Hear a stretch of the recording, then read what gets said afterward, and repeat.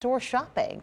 If you know who they are or where that bike might be, call the Carson City deputies at this number, 887-2677.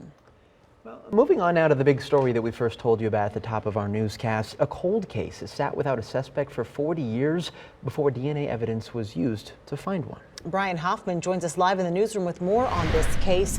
Brian, the suspect could be tied to another murder as well? That's right, at least one more, Kristen. 73-year-old Charles Gary Sullivan is the key suspect in the murder of Julia Woodward back in 1979, as well as another girl whose body was found just over a mile away from where Julia was found, and is suspected in the disappearance of another young girl. But today was all about seeking justice for Julia and her family. As members of law enforcement, evidence may run cold, but our tears never run dry, and our quest for justice never ends, ever. Attorney General Aaron Ford spoke in front of the courthouse in Reno today, alongside Julia's mother and sister, shortly after the first court appearance of suspected murderer Charles Gary Sullivan. Washoe County Sheriff Darren Balaam also spoke to how his officers never gave up on the case. As your sheriff, this is a proud moment. Proud because we know we have not given up on the victim or the loss felt by the victim's loved ones.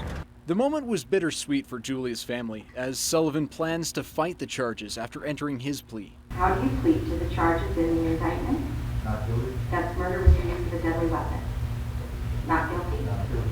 Sullivan is accused of killing 20-year-old Julia Woodward, a California native. Her bludgeoned body was found in March of 1979 off a remote hiking trail just outside Reno in Hungry Valley. Another body was also found the same year, just over a mile away from Julia's body. Authorities say DNA evidence found on Woodward's clothing led to Sullivan, who was convicted of a 2007 attack of sexual nature in Nevada County. It's a find that Sheriff Balaam attributes to newer DNA technology. 6 years ago, we started our cold case unit because we know with technology and those advances that we would have those breakthroughs. And these new developments give Julia's mother hope for finding justice for her daughter, and has words of encouragement for other parents seeking answers. It's possible, with the technology they have now.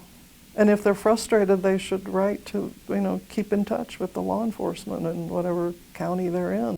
But no matter what form of justice Julia's family may get from a possible conviction, she says she'll never forget. There's no closure. It's like, I miss Julie every single day, every hour of every day. I think about her all the time. All the 40 years I've been thinking about her, and I'm thinking about her still.